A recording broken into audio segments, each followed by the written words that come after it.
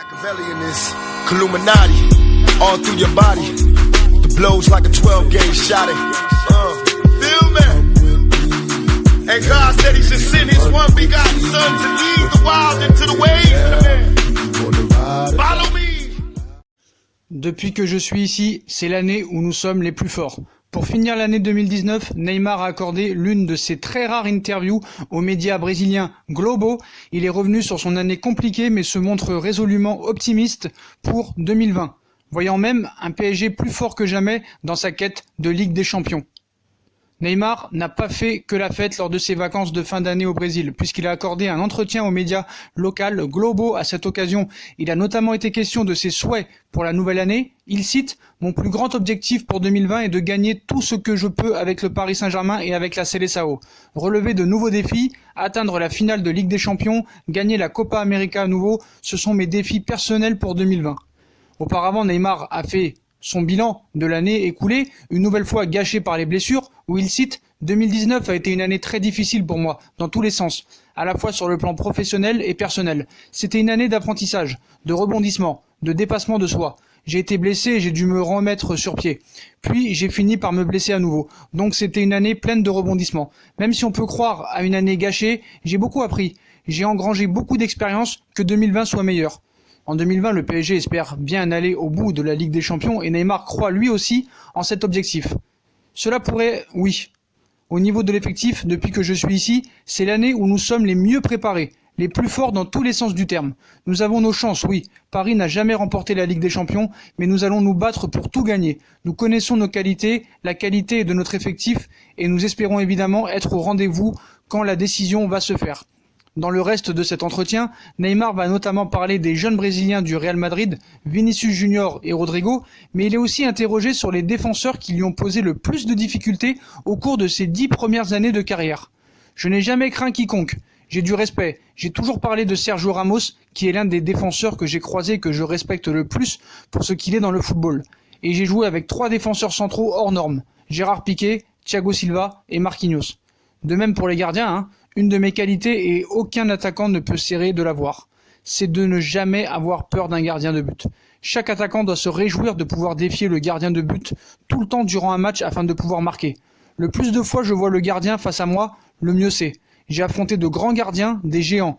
Il y en a un dont j'ai toujours été fan depuis mon enfance, c'est Marcos, gardien de Palmeiras pendant 20 ans. C'est l'un des gardiens que j'ai eu l'opportunité de défier et j'ai été capable de lui marquer un but. J'ai gardé ce moment en tête avec beaucoup d'affection. Voilà pour l'interview de Neymar donnée à Globo. Voilà, c'est simple, clair et précis. L'objectif, c'est de remporter tout avec Paris, de rester à Paris et de tout gagner avec le Paris Saint-Germain et avoir de grosses ambitions. Voilà, il revient sur ses blessures. Il a accordé l'une de ses très rares interviews aux médias brésiliens Globo. Et il est revenu sur son année compliquée, mais se montre résolument optimiste pour 2000 voyant même un PSG plus fort que jamais dans sa quête de Ligue des Champions. Donc on espère que maintenant, ça montrera sur le terrain.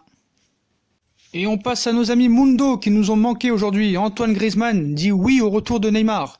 La presse espagnole l'annonce ce mardi. Antoine Griezmann valide le retour de Neymar au FC Barcelone. Hasard ou coïncidence, une fois encore, les journaux espagnols et français évoquent le feuilleton Neymar. Voilà, pas un jour sans qu'on en parle. Si le Parisien évoque ce mardi la possibilité d'une prolongation de contrat pour l'international brésilien au Paris Saint-Germain, même s'il a déjà signé depuis jeudi, sous certaines conditions, Mundo Deportivo, de son côté, développe une autre information concernant l'astre Auriverde. Donc on sait, le quotidien sportif ne manque jamais d'imagination. On explique en effet dans son édition du jour de Mundo qu'Antoine Griezmann, 28 ans, est favorable au retour du crack de la Seleção du côté du FC Barcelone cet été. Selon des sources proches du champion du monde 2018 contactées par Mundo Deportivo, ce dernier ne verrait aucun inconvénient à voir revenir le natif de Mogi das Cruzes au Camp Nou, avec qui il s'entend par ailleurs très bien. Griezmann veut jouer avec la MSN. Même si un tel transfert hausserait encore un peu plus le niveau de la concurrence au sein de l'attaque Blaugrana, l'international tricolore, conscient qu'un tel renfort apporterait forcément au groupe considérer qu'il est capable de jouer avec la fameuse MSN. Mundo Deportivo rappelle d'ailleurs qu'après des débuts poussifs, la relation entre le Français Lionel Messi et Luis Suarez est bien meilleure désormais. Le journal parle même d'adaptation parfaite. Sous contrat jusqu'en juin 2024 au Barça, le natif de Mâcon sait qu'il représente un investissement sur le long terme pour les Catalans. Il ne se fait pas de soucis pour l'avenir et se verrait volontiers partager la tête d'affiche avec Ney lorsque Messi et Suarez, qui auront tous deux 33 ans cette année, prendront du recul. Un nouvel argument si besoin était pour relancer encore un peu plus le feuilleton Neymar de l'autre côté des Pyrénées. Mort de rire, hein. D'ailleurs, il faudra se débarrasser de quelques joueurs parce que si t'as Dembélé, si t'as Neymar, si t'as Suarez, si t'as Messi, si t'as Coutinho qui revient de près, même si ça va être dur de le vendre, voilà, c'est compliqué. Donc c'est n'importe quoi, hein, mais bon, vous connaissez Mundo, hein, voilà, demain ce sera autre chose. Donc qu'est-ce qu'ils vont nous inventer demain? À voir, mais en tout cas, leur une du jour, c'est qu'Antoine Griezmann dit oui au retour de Neymar. Alors priorité au dossier Mbappé maintenant, Neymar en stand-by. Selon les informations de quelques sources, la priorité du Paris Saint-Germain est de prolonger le contrat de Kylian Mbappé. Pour Neymar, l'ouverture des discussions attendra fin février, début mars. C'est à mourir de rire vu que Neymar a déjà signé sa prolongation de contrat jeudi dernier, donc plutôt en stand-by pour l'officialisation du côté du PSG. Et maintenant, on passe à Kylian Mbappé. Donc le dossier prioritaire du PSG concerne la prolongation de Kylian Mbappé, c'est ce qu'il nous explique RMC. Le club de la capitale a ouvert les discussions avec le champion du monde français de 21 ans, auquel il reste encore 2 ans et demi de contrat à Paris. Les négociations entamées avec l'entourage du prodige de Bondy avancent à petits pas pour le moment, mais le dossier en question est la priorité absolue des dirigeants parisiens pour l'année 2020. Ces derniers ont bien conscience que leur attaquant est dans le viseur du Real Madrid et de son président Florentino Pérez. Le PSG va donc tout mettre en œuvre pour blinder le contrat de l'ancien monégasque. Le PSG attend pour Neymar. Non, le PSG attend pour Neymar pour l'officialiser. Voilà. L'autre dossier pour le leader du championnat de France, c'est l'avenir du Brésilien Neymar. La star de la Seleção dispose encore de 2 années de contrat, comme révèlent tous les médias. Hein. Le 18 novembre dernier, le PSG n'entend pas démarrer des discussions avec l'attaquant brésilien avant fin février. Ce que se trompent tous ces médias, c'est que le problème, c'est que Neymar a déjà prolongé jeudi dernier. Donc ils ne mettent pas en stand-by les discussions, ils mettent en stand-by l'officialisation qui sera mis après le match de Dortmund, normalement, ou au pire au printemps.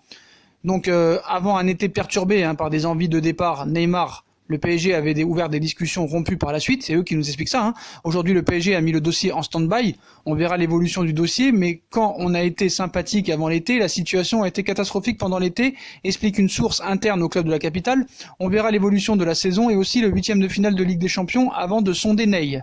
Le PSG défiera le Borussia Dortmund le 18 février et le 11 mars avec la ferme volonté d'atteindre le dernier carré d'une compétition qui se refuse toujours à lui. Donc ce qu'il faut bien comprendre, RMC, le Parisien et l'équipe nous font croire que la priorité au dossier est Mbappé et Neymar en stand-by pour les discussions. Non, Neymar en stand-by, vu que c'est fait, vu que la prolongation a été actée, maintenant on reste en stand-by. Et on en parlera après le match contre Dortmund ou au printemps ou plus tard. Priorité au dossier Mbappé, oui, maintenant c'est de prolonger Kylian Mbappé. Et ça va se faire aussi dans les prochains mois. D'ailleurs, pour finir avec Kylian, il est évalué à 265 millions d'euros en hausse par rapport à 2019. Dans sa lettre hebdomadaire, le CIES, Centre international d'études du sport, basé en Suisse, place toujours le champion du monde en tête des joueurs les plus chers du monde. L'Observatoire du football CIES, Centre international d'études du sport, situé à Neuchâtel en Suisse, publie ce mardi sa traditionnelle liste des joueurs des 5 grands championnats avec les plus hautes valeurs de transfert estimées. Le premier demeure Kylian Mbappé, valorisé à 265,2 millions d'euros, en hausse par rapport à la dernière estimation de 252 millions d'euros. Le champion du monde est suivi par l'anglais de Manchester City, Raheem Sterling, 223, puis par l'égyptien de Liverpool, Mohamed Salah, 175. Par ligne, les joueurs les plus chers du point de vue de leur valeur de transfert sont Alisson Becker, parmi les gardiens, Virgil van Dijk, parmi les défenseurs centraux, Trent Alexander-Arnold, parmi les latéraux 110 millions d'euros, James Maddison, Leicester, parmi les milieux 112 millions d'euros, et donc Kylian Mbappé parmi les attaquants. 11 des 20 joueurs estimés à plus de 100 millions d'euros évoluent en première ligue anglaise. Leandro Paredes, plus cher que Raphaël Varane. Après Mbappé, le joueur le plus cher au PSG se nomme logiquement Neymar, selon cet observatoire. Le Brésilien ne vaudrait selon lui que 100 millions d'euros, une estimation bien dessous de sa valeur réelle sur le marché des transferts, puisqu'il pourrait partir du PSG pour environ 170 millions d'euros cet été, ce qu'on veut nous faire croire.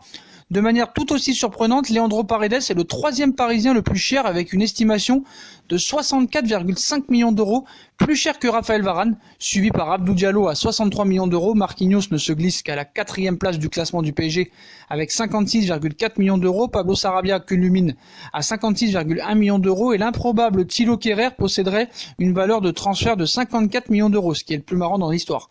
Mauro Icardi, en pleine réussite et encore jeune, 26 ans, ne vaudrait que 50 millions d'euros, ce qui, comme Neymar, paraît assez loin de sa valeur réelle.